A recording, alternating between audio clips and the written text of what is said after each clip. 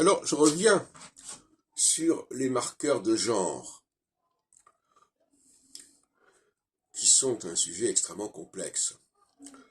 Alors, vous avez des marqueurs de genre basiques, comme on trouve en espagnol, en italien, à savoir on met du O quand c'est masculin, on met du A quand c'est féminin.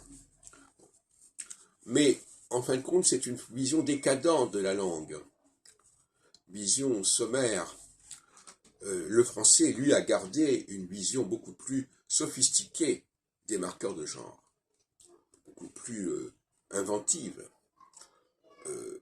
qui se rapproche d'ailleurs, d'une certaine manière, des langues germaniques, mais les langues germaniques également ont perdu ce que le français a su conserver. Parce que le français s'inscrit dans une dialectique entre le latin et le germanique, qui est assez complexe, et qu'on retrouve d'ailleurs avec le traité de Verdun, à l'époque, au lendemain de Charlemagne, avec la Gaule soi-disant latine et la Germanie soi-disant germanique, mais en réalité, c'est un ensemble beaucoup plus intriqué et enchevêtré. Ce que je veux dire par là, c'est que la révolution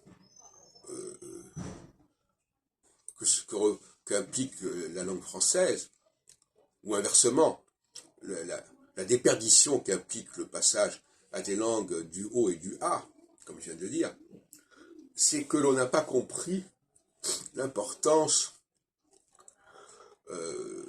du silence, si on peut dire. Voilà. Le fait de ne pas prononcer une lettre, c'est une forme de silence.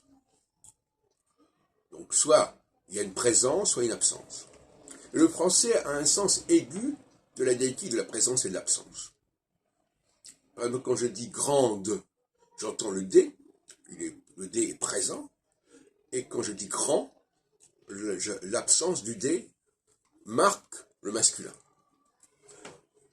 La présence du D marque le féminin. Donc, ça c'est cette dialectique de la présence et de l'absence, elle est absente dans la plupart des langues. En français, on dit intelligent, intelligente. Et dans intelligent, on n'entend pas le T, il y a une absence du T.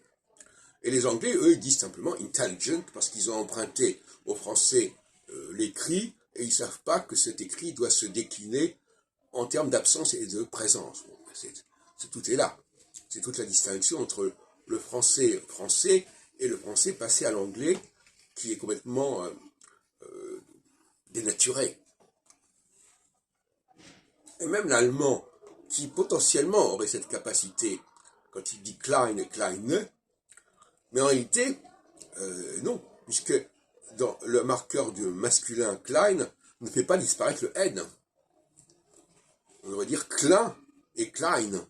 Et les Allemands disent klein et kleine.